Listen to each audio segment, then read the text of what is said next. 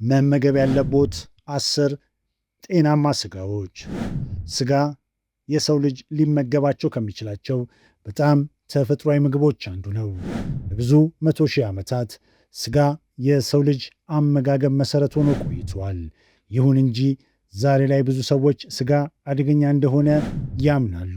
ይህ እምነት የመነጨው ከብዙ ዓመታት በፊት ውድቅ ከተደረጉ ነገር ግን አሁንም ድረስ በሰዎች አእምሮ ውስጥ ካልጠፉ የኮሌስትሮልና የስብ አፈታሪኮች ነው። ዛሬ ስለ ስጋና ስለ 10 በጣም ጤናማ የስጋ አይነቶች እናወራለን።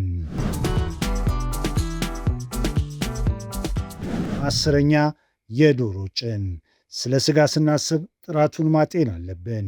በሜዳ ላይ ተለቀው የሚያድጉ ትላትሎችና ሳር ተፈጥሯዊ ምግቦችን እየበሉ ያደጉ ዶሮዎች በጣም ጤናማ ናቸው። ስለዚህ እኛም ጤናማ ይሆናሉ። እነዚህ በሜዳ ላይ ያደጉ ዶሮዎች ኦርጋኒክ ከተባሉትም ይሻላሉ። ምክንያቱም ኦርጋኒክ መኖ ቢመገቡም እንኳን በትክክል ምን እንደበሉ ላናውቅ እንችላለን። ዝቅተኛው ጥራት ደግሞ በፋብሪካ ተዘግቶባቸው የሚደልቡ ዶሮዎች ናቸው። በሜዳ ላይ በሚያድጉትና በፋብሪካ በሚደልቡት መካከል ያለው ዋነኛ ልዩነት የኦሜጋ 6 መጠን ነው። ለዶሮዎቹ የሚሰጠው መኖ ጥራት ባነሰ ቁጥር የኦሜጋ 6 መጠናቸው ይጨምራል። ይህም በሰውነታቸው ውስጥ ያለውን የኦሜጋ 6 እና ኦሜጋ 3 ሚዛን ያዛባል። በተለይ የዶሮ ጭን ወይም ጠቆር ያለ ስጋ ላይ ትኩረት የምናደርግበት ምክንያት ከነጩ ስጋ ደረቱ በተሻለ የዚንክ፣ የብረት፣ አይረን፣ የኮላጅንና የግላይሲኒን አሚኖ አሲድ ይዘቱ ከፍተኛ ስለሆነ ነው። በተጨማሪም ጠቆር ያለ ስጋ ከፍተኛ ስብ ስላለው የረሃብ ስሜትን ይከላከላል። ለሐሞት ምርትና ፍሰት እንዲሁም በስብ የሚሟሟ ቪታሚኖች ቪታሚን ኤ፣ ዲ፣ ኢ እና ኬ ለመምጠጥ ይረዳል። በጣም ዝቅተኛ ስብ ያለው ምግብ የምንመገብ ከሆነ ሰውነታችን ሐሞትን ለማመንጨትና እነዚህን ቪታሚኖች ለመምጠጥ ይቸገራል። ብዙዎች የዶሮ ጭን ስጋ የማይመገቡበት ትልቁ ምክንያት ጠቆር ያለው ስጋ ጭማቂ ያለውና ጣፋጭ ስለሆነ ነው። ይህም ከደረቅና አሰልቺ ስጋ እጅግ ይሻላል። ለመሆኑ እነዚህ የዶሮ ስጋዎች ለምን በመጀመሪያዎቹ 5 ደረጃዎች ውስጥ አልተካተቱም? ምክንያቱም ዶሮ ከሌሎች የስጋ አይነቶች በበለጠ ከፍተኛ የኦሜጋ 6 መጠን አለው። እንዲሁም የንጥረ ነገር ክምችቱ ጥሩ ቢሆንም እንደ ሌሎቹ በጣም ከፍተኛ አይደለም። በገበያ ላይ የሚሸጡት አብዛኞቹ ዶሮዎች ጥራታቸው ዝቅተኛ በመሆኑና በሜዳ ላይ ያደጉትን ማግኘት አስቸጋሪ በመሆኑ መጠንቀቅ ያስፈልጋል። ነገር ግን ዶሮ ከሌሎች የስጋ አይነቶች አንጻር በተመጣጣኝ ዋጋ የሚገኝ በመሆኑ ለአመጋገብ ልዩነት ቫራይቲ ብንመገበው መልካም ነው። ብቻ ጥራቱን ለመምረጥ ይሞክሩ። 9ኛ ተርኪ። ልክ እንደ ዶሮ ሁሉ በተርኪም ቢሆን ጠቆር ያለው ስጋ ከነጩ ይሻላል። ምንም እንኳን ሁለቱም የስጋ አይነቶች ዝቅተኛ ስብ ያላቸው ቢሆንም ጠቆር ያለው የተርኪ ስጋ ተጨማሪ የቢ ቪታሚኖችን በተለይ ቢ6 እና ቢ3 ይዘዋል። የቢ ቪታሚኖች በጣም አስፈላጊ ናቸው። እነዚህ ቪታሚኖች የአሚኖ አሲድ መፈጨትን፣ ሜታቦሊዝምን ይደግፋሉ። የነርቭ መልእክት አስተላላፊዎችን ለመስራት ይረዳሉ። እንዲሁም በሴሎቻችን ውስጥ ሚቶኮንድሪያ ኃይል እንዲመነጭ ያደርጋሉ። በአጠቃላይ ሙሉ በሙሉ ዋስትና ባይኖረውም ተርኪዎች ከዶሮዎች በተሻለ በተፈጥሮ መንገድ ያድጋሉ። ታዲያ ተርኪ ለምን ከመጀመሪያዎቹ 5 ውስጥ አልተካተተም? ምክንያቱም ከሌሎቹ ወደ መጨረሻ ከምንጠቅሳቸው ስጋዎች አንጻር የማዕድንና የንጥረ ነገር ክምችቱ ዝቅተኛ በመሆኑ ነው። በተጨማሪም የስብ ጥራቱ እንደ ሮሚናንት እንስሳ ምርጥ አይደለም። ሮሚናንት የምንላቸው ሳር የሚግጡ የሚበሉትን ምግብ የሚፈጩ ባክቴሪያዎች በሆዳቸው ውስጥ ያሉ እንስሳት እንደ በግና ከብት ነው። 8ኛ የአሳማ ስጋ። እዚህም ቢሆን የምንችለውን ያህል ጥራቱን የጠበቀ በሜዳ ላይ ያደገ ወይም የበረሃ አሳማ ለማግኘት እንሞክራለን። ነገር ግን ይህንን ማግኘት በጣም አስቸጋሪ ነው። ይሁን እንጂ ጥራቱን የጠበቀውን ካገኙ የአሳማ ስጋ የቪታሚን ቢ1 ዋነኛ ምንጭ ነው። ይህም በሰውነት ውስጥ የግልኮስ መፈጨትን፣ የነርቭ መልእክት ቅብብልን እንዲሁም የሴል ኃይልን ኤቲፒ ለማምረት ይረዳል። የአሳማ ስጋ ለምን ከመጀመሪያዎቹ 5 ውስጥ አልገባም? አንደኛው ትልቁ ምክንያት ቅድም እንደገለጽኩት በሜዳ ላይ ያደገውን ምርጥ ስጋ ማግኘት በጣም አስቸጋሪ በመሆኑ ነው። ስለዚህ ብዙ ሰው የሚመገበው በፋብሪካ የደለበውም ቢሆንም እህልና ተረፈ ምርቶችን ስለሚመገቡ የስብ ጥራታቸው ዝቅተኛ ነው። የአሳማ ስጋ በጥንቃቄ ካልመረጡት በተለይ ከዝርዝሩ አናት ላይ ካሉት ስጋዎች ጋር ሲነጻጸር ለሰውነት መቆጣት፣ ኢንፍላሜሽን መንስኤ የመሆን ዝንባሌ አለው። ስለ እነዚህ ስጋዎች ስለ ፕሮቲን ጥራት ወይም መጠን በተናጠል እንደማላወራ ታስተውሉ ይሆናል። ምክንያቱም ፕሮቲን አንዱን ስጋ ከሌላው ስጋ የሚለየው መለኪያ አይደለም። ሁሉም የእንስሳት ፕሮቲኖች ከከብት፣ አሳማ፣ ዶሮ ወይም ማሳ በጣም ተመሳሳይ ናቸው። ሁሉም ለሰው ልጅ የሚያስፈልጉ አስፈላጊ አሚኖ አሲዶች ኢሴንሻል አሚኖ አሲድ ይዘዋል። ልዩነታቸው በጣም አነስተኛና ግምት ውስጥ የማይገባ ነው።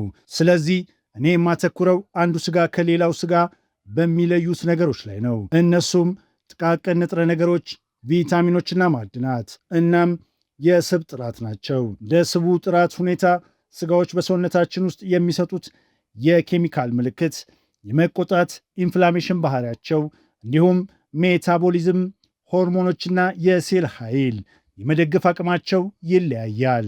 ሰባተኛ የአጋዘን ወይም የዱር እንስሳ ስጋ። አብዛኛው የምንመገበው ስጋ ችግሩ እንስሳቱ እንዴት እንደደለቡ፣ በምን አይነት አካባቢ እንዳደጉና ምን እንደተመገቡ ነው። በዱር እንስሳት ላይ ግን ይህ ችግር የለም። ምክንያቱም በዱር ውስጥ ስላደጉ በተፈጥሯዊ አካባቢያቸው ተፈጥሯዊ ምግቦችን በልተው ነው ያደጉት። ስለዚህ የዱር እንስሳት ስጋ በማዕድን የበለጸገ ነው። ከፍተኛ የዚንክ የብረትና የፎስፈረስ መጠን አለው። በተጨማሪም ለሰውነት መቆጣት መንስኤ የሚሆነው ስብ የለበትም። ስጋው በጣም ሊን ወይም ስብ የሌለው ቢሆንም የኦሜጋ 3 እና ኦሜጋ 6 ጥንቅሩ ሬሾ 1:1 አካባቢ ነው። ይህ ሁሉ ጥሩ ከሆነ ለምን ከመጀመሪያዎቹ 5 ውስጥ አልገባም? ምክንያቱ ደግሞ ስጋው ከመጠን በላይ ስብ የሌለው ኤክስትሪም ሊን በመሆኑ ነው። ስብ ከሌለው ደግሞ በስብ የሚሟሙ ቪታሚኖችን እንድንመጥ አይረዳንም። ስለዚህ የአጋዘን ስጋ ስንመገብ የተሟላ ምግብ እንዲሆን የሜታቦሊዝም ሚዛን እንዲጠብቅ ስብ መጨመር ይኖርብናል። ይህ ደግሞ ትልቅ ችግር አይደለም። ጥቂት ስብ መጨመር በጣም ቀላል ነው። የወይራ ዘይት፣ ቂቤ ወይም ክሬም በመጠቀም የሚጣፍጥ ሶስ ሊሰራለት ይችላል። ይሁን እንጂ የዱር እንስሳ ስጋ በየቦታው አይገኝም። እንደፈለጉት በማንኛውም ግሮሰሪ ውስጥ የሚያገኙት አይደለም። በተጨማሪም ዋጋው በመጠኑ ውድ የመሆን ዝንባሌ አለው። ስድስተኛ የበግ ስጋ። የበግ ስጋ አብዛኛውን ጊዜ በተፈጥሮ ሳር በልቶ ያደገ ነው። ምክንያቱም አብዛኞቹ በጎች የሚረቡት በዚህ መንገድ ስለሆነ ጥራቱን የጠበቀ የበግ ስጋ ለማግኘት ብዙ መድከም አያስፈልጎትም። ከዶሮና ከአሳማ ጋር ሲነጻጸር በጣም የተመጣጠነ የኦሜጋ 3 እና ኦሜጋ 6 ጥምረት ብዙውን ጊዜ 1:1 ነው። እንዲሁም ሲኤልኤ የተባለው ኦክሳይድን የሚከላከል ንጥረ ነገርና ሌሎች ጠቃሚ ንጥረ ነገሮችን ይዟል። የበግ ስጋ በንጥረ ነገሮች በተለይም በዚንክ ማዕድን የበለጸገ ነው። በዚህ ዝርዝር ውስጥ ካሉ ብዙዎቹ ጤናማ አማራጮች በተለየ መልኩ የበግ ስጋ ጣፋጭና ተመጣጣኝ ዋጋ ያለው ነው። አሁን ደግሞ ስለ ስጋ ያሉ የተሳሳቱ አመለካከቶችን እንይ። ምክንያቱም አሁንም ብዙ ሰዎች ስጋ ጎጂ እንደሆነ ያስባሉ። ቀይ ስጋን አስወግዱ፣ በአጠቃላይ ስጋ አታብዙ፣ ስብ የሌለውን ብቻ ምረጡ የሚሉ መልእክቶች አሁንም ድረስ ይነገሩናል። በመሰረቱ የሰው ልጅ በዚህ ምድር ላይ ካለበት ጊዜ ጀምሮ ስጋ ሲመገብ ቆይተዋል። የተለያዩ ባህሎች የተለያየ መጠን ያለው ስጋ ቢመገቡም ስጋ የማይመገብ ጥንታዊ የሰው ልጅ ባህል የለም። ሙሉ በሙሉ ቪጋን የእንስሳት ተዋጽኦ የማይመገብ ወይም ቬጂተሪያን የሆነ ጥንታዊ ማህበረሰብ የለም። ስለዚህ ስጋ ለእኛ በጣም ተፈጥሯዊ ምግብ ነው። ነገር ግን ድንገት ስጋ ጎጂ እንደሆነ ተነገረን። ምክንያቱ ደግሞ ኮሌስትሮል አለው የሚል ነበር። ይህ የጀመረው በ1950ዎቹ አካባቢ ነው። በተለይም አንሰል ኪስ የተባለ ግለሰብ በዚህ ላይ ምርምር በማድረግ የኮሌስትሮልና የስብ ፍርሃት እንዲስፋፋ አደረገ። በወቅቱ የልብ ህመም ተከስቶ ከነበረበት ዝቅተኛ ደረጃ ተነስቶ በድንገት እየጨመረ መጣ። ተመራማሪዎች የልብ ደም ቅዳ ቧንቧ ላይ የሚከማች ዝገት ፕላክስ ሲመረምሩ ኮሌስትሮል አገኙበት። በዚህም ኮሌስትሮል ጎጂ ነው የሚል ድምዳሜ ላይ ደረሱ። በቀን ከ300 ሚሊግራም በላይ ኮሌስትሮል መውሰድ የለባችሁም ተባልን። በዚህ ምክንያት ከምርጥ ምግቦች አንዱ የሆነውን እንቁላልን እንኳን እንዳንበላ ተደረግን። ነገር ግን ምን ሆነ? ገና በ1960ዎች ውስጥ ያው ምርምር የጀመረው አንሰል ኪስ እንኳን ከምግብ የምናገኘው ኮሌስትሮል በደማችን ውስጥ ካለው ኮሌስትሮል ጋር እንዲሁም ከልብ ህመም ጋር ምንም ግንኙነት እንደሌለው ደረሰበት። በዚህም ትኩረቱን ከኮሌስትሮል ወደ ሳቹሬትድ ፋት ወይም ቅባት ወዳላቸው ስቦች አዞረ። አንሰል ኪስ ኮሌስትሮል እንደ ችግር መጥቀስ አቆመ። ከዛም በኋላ ምርምሮች ቀጠሉ። እስከ 2015 ድረስ በተደረጉ ጥናቶች ከምግብ የሚገኝ ኮሌስትሮል በደም ውስጥ ካለው ኮሌስትሮል መጠን ወይም ከልብ ህመም ጋር ግንኙነት እንዳለው የሚያሳይ ምንም አይነት ማስረጃ አልተገኘም። በመጨረሻም በ2015 ዓ ም ለ50ና 60 ዓመታት ያህል መረጃዎች ሲከማቹ ቆይተው ይፋዊ መመሪያ አሸነፈና ኮሌስትሮል የሚያሰጋ ንጥረ ነገር አይደለም የሚል ድምዳሜ ላይ ደረሰ። ነገሮች ምን ያህል በዝግታ እንደሚለወጡ ስታዩ ምን ያህል ተስፋ አስቆራጭ እንደሆነ ትረዳላችሁ።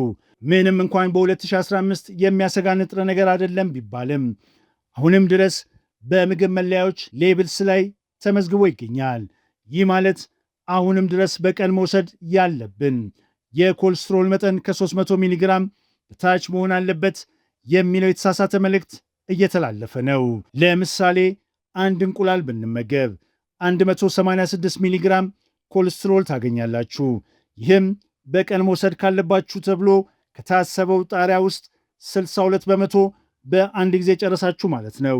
ስለዚህ እነዚህ የምግብ መለያዎች ትክክለኛውን የሥነ ምግብ ሁኔታ አይወክሉም።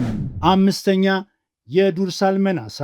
ይህ ዓሳ የኢፒኤ እና የዲኤችኤ ዋነኛ ምንጭ ነው። እነዚህ ሰውነታችን በጣም የሚያስፈልጋቸውና አብዛኛው ሰው እጥረት ያለባቸው የኦሜጋ 3 ፋቲ አሲድ አይነቶች ናቸው።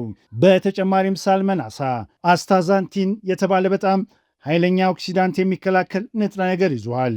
የዱር ሳልመን ዓሳ በሰው ሰራሽ ኩሬ ከሚረቡት ይልቅ ማግኘት ትንሽ ቢከብድም ዋጋው ግን በጣም ውድ አይደለም። በኩሬ የሚረቡትን ሳልመኖች የሚጠቀሙ ከሆነ የኦሜጋ 3 መጠናቸው ዝቅተኛ ቢሆንም በጣም መጥፎ የሚባል ግን አይደሉም። አራተኛ ሰርዲን። ሰርዲን ከአጥንቱ ጋር ከበላችሁት ተጨማሪ ካልሲየምና ፎስፈረስ ያገኛሉ። በተጨማሪም ሰርዲኖች ቀደም ብለን በጠቀስናቸው ኦሜጋ 3፣ ኢፒኤ እና ዲኤችኤ የበለጸጉ ናቸው። ይህም በስብ የሚሟሙ ቪታሚኖችን ኤዲኢኬ ለመፍጠር ይረዳል። ሰርዲኖች ለምግብነት የሚቀርቡት ገና በወጣትነታቸው ሲሆን በምግብ ሰንሰለት ፉድ ቼን ውስጥ በዝቅተኛ ደረጃ ላይ ይገኛሉ። ይህ ለምን አስፈለገ? ምክንያቱም ገና በወጣትነታቸው ለምግብነት ስለሚቀርቡ በሰውነታቸው ውስጥ ሜርኩሪ ለመሰብሰብ ጊዜ አይኖራቸውም። እንዲሁም በምግብ ሰንሰለት ዝቅተኛ ደረጃ ላይ በመሆናቸው ሜርኩሪ ያላቸው ሌሎች ፍጥረታት አይበሉም። በአንጻሩ ረጅም ጊዜ የሚኖሩ ትላልቅ ዓሳዎች በሰውነታቸው ውስጥ ብዙ ሜርኩሪ ሊከማች ይችላል። ሰርዲን በየቦታው የሚገኝና በጣም ርካሽ ነው። ጥሩና ጠንካራው የሚመከረው ግን በሶያ ዘይት የታሸገ ሳይሆን በወይራ ዘይት ኦሊቭ ኦይል የታሸገ እንዲገዙ ነው። አብዛኛውን ጊዜ በተመሳሳይ ዋጋ ሊገኝ ይችላሉ። ነገር ግን ለወይራ ዘይት ወይም ደግሞ ይበልጥ ለተሻለው ኤክስትራ ቨርጂን የወይራ ዘይት ጥቂት ተጨማሪ ሳንቲም ቢከፍሉ እንኳን በእርግጥም የሚጠቅም ኢንቨስትመንት ነው። ሶስተኛ ሳር በልቶ ያደገ የበሬ ስጋ። ይህ በንጥረ ነገሮች ይዘቱ በጣም የበለጸገ ከምንላቸው ምግቦች አንዱ ነው። በውስጡ ሂማይረን የተባለና በሰውነታችን በቀላሉ ሊመጠጥ የሚችል የብረት ማዕድን ይዟል። በተጨማሪም ለሆርሞንና ለበሽታ መከላከል ስርዓት ተግባር የሚረዳ ዚንክ በብዛት ይገኛል። ብዙ ምግቦች ውስጥ የማይገኘውና ለነርቭ ጤንነት መልእክት ቅብብል ወሳኝ የሆነው ቪታሚን ቢ12 በውስጡ በከፍተኛ ሁኔታ ይገኛል። ግራስ ፊኒሽድ ማለትም እስከ መጨረሻው ሳር ብቻ በልቶ ያደገ መሆኑን ካረጋገጡ ደግሞ ቀደም ሲል በዓሳ ውስጥ የጠቀስነው ኢፒኤች የተባለውን ኦሜጋ 3 ይዟል። መጠኑ ለዓሳ ባይሆንም በጣም ጥሩ በሆነ የኢፒኤች እና የዲኤችኤ ጥምረት ያቀርብሎታል። እንዲሁም ልክ እንደ በግ ስጋ ሁሉ ሲኤልኤ የተባለ ንጥረ ነገር ይዟል። ሳር በልተው ያደጉ ከብቶች ጤናማ የሆነ የኦሜጋ 3 እና ኦሜጋ 6 ጥምረት ሲኖራቸው፣ በፋብሪካ እህል እየተመገቡ ያደጉ ግን እንዲህ ያለው ተመጣጣኝ ይዘት የላቸውም። እንደ ዕድል ሆኖ ምንም እንኳን አብዛኛው በገበያ ላይ ያለው ስጋ አሁንም በእህል የደለበ ቢሆንም ሳር በልተው ያደጉ ከብቶች ስጋ አሁን ላይ በስፋት እየቀረበ ይገኛል። ቀይ ስጋን እንደ መሠረታዊ ምግብ ማየት አለብን። ሰዎች ብዙ ጊዜ ቢፈሩትም የሰው ልጅ አካላዊ ግንባታ ያደገው ግን ቀይ ስጋን ማዕከል አድርጎ ነው። ሁለተኛ፣ ጉበት በጣም የተመረጠው የበሬ ወይም የዶሮ ጉበት ነው። ምናልባትም በምድር ላይ ካሉ ምግቦች ሁሉ በንጥረ ነገር ይዘቱ ቀዳሚው ሳይሆን አይቀርም። በውስጡ ሬቲኖል የተባለ ተፈጥሯዊ ቪታሚን ኤ ይዟል። ይህ ቪታሚን ሰውነታችን ወደ ሌላ እንዲቀይረው ሳይጠብቅ ወዲያውኑ ወደ ሥራ የሚገባ ዝግጁ ቪታሚን ነው። በተጨማሪም ፎሌት ወይም ቪታሚን ቢ9 በተፈጥሯዊ መልኩ ይዟል። እንደ ፎሊክ አሲድ ተጨማሪ መድኃኒቶች ሰፕሊመንት በሰውነት ውስጥ መቀየር አያስፈልግም። ፎሊክ አሲድን ወደ ፎሊት መቀየር የማይችሉ ሰዎች ላይ ንጥረ ነገሩ ተከማችቶ ጉዳት ሊያደርስ ይችላል። በተፈጥሯዊ ፎሊት ላይ ግን እንዲህ ያለ ስጋት የለም። ጉበት በቪታሚን ቢ12፣ ቢ6፣ በኮሊንና በኮፐር እጅግ የበለጸገ ነው። እነዚህ ንጥረ ነገሮች በውስጡ በጣም ከመብዛታቸው የተነሳ ስለ ቪታሚን ምንም ባልታወቀበትና ሰው ሰራሽ ተጨማሪ ቪታሚኖች ባልነበሩበት ዘመን እንኳን የተለያዩ በሽታዎችን ለማከም ያገለግል ነበር። ሳይንሳዊ ምክንያቱም ባናውቅበትም በዛ ዘመን እንኳን የደም ማነስ፣ በእርግዝና ወቅት የሚከሰት የንጥረ ነገር እጥረት ከፍተኛ ድካም ያለባቸው ሰዎች ጉበት ሲበሉ እንደሚሻላቸው ይታወቃል። አንደኛ፣ ልብ። ይህ ከበሬ ወይም ከበግ የሚገኝ መሆን አለበት። ልብ በውስጡ ሲኦ ኪውቴን የተባለ ንጥረ ነገር ይዟል። ይህ ኢንዛይም በሴሎች ውስጥ ሜቶኮንድሪያ ኃይል ለማምረት ያገለግላል። በተጨማሪም ልብ ታውሪን የተባለ ንጥረ ነገር በውስጡ ይዟል። ይህም የልብና የደም ዝውውር እንዲሁም ነርቭ ስርዓትን ለመቆጣጠር ይረዳል። ልብ በብረት አይረንና በዚንክ የበለጸገ ሲሆን የልብን የሥራ ቅልጥፍና፣ የኢንሱሊን መቋቋም፣ ኢንሱሊን ሬዚስታንስ ለመቀነስና ለሴል የኃይል ምርት ከፍተኛ ድጋፍ ይሰጣል። እንግዲህ ከላይ ለቀረቡት ለዚህ ዝርዝር ትንሽ ማብራሪያ ለመስጠት በመጀመሪያ ደረጃ ሰንጠረዥ ፍጹምና የማይለወጥ ሕግ አይደለም። ይህ ደረጃ የተሰጠው ይህኛው ከሌላኛው ይበልጣል በሚል ፍጹም መመሪያ ሳይሆን ለሰውነታችን የሚሰጡትን እጅግ አስፈላጊ ንጥረ ነገሮችን መሰረት በማድረግ ነው። ይህ እንደየሰው ፍላጎት ሊለያይ ይችላል። መረዳት ያለብን ግን እነዚህ ዝርዝር ውስጥ የተጠቀሱት 10ሩም ነገሮች በጣም ጤናማ መሆናቸው ነው። እዚህ በምድር ላይ ካሉ እጅግ ጤናማ ምግቦች መካከል የሚመደቡ ናቸው። ምንም እንኳን አንዱን ከሌላው አስበልጠን ብንዘረዝራቸውም ዋናው ቁም ነገር በተለያየ ጊዜ የተለያዩትን መመገብ ቫራይቲ ነው። እነዚህን ሁሉ የተለያየ ንጥረ ነገሮች ለሰውነት ለማቅረብ ለጣዕም እንዲስማማ ለምግብ ዝግጅት እንዲያመችና ከበጀቶ ጋር እንዲሄድ በማሰብ መቀያየሩ ይመከራል። ከእነዚህ ውስጥ አንዳንዶቹ በጣም ርካሽ ሲሆኑ፣ አንዳንዶቹ ደግሞ ትንሽ ዋጋቸው ሊጨምር ይችላል። ይህንን ሐሳብ ማቅረብ ያስፈለገው ትልቁ ምክንያት ደግሞ ሬስቶራንት ስትሄዱ ምን ታደርጋላችሁ የሚለውን ለማሰብ ነው።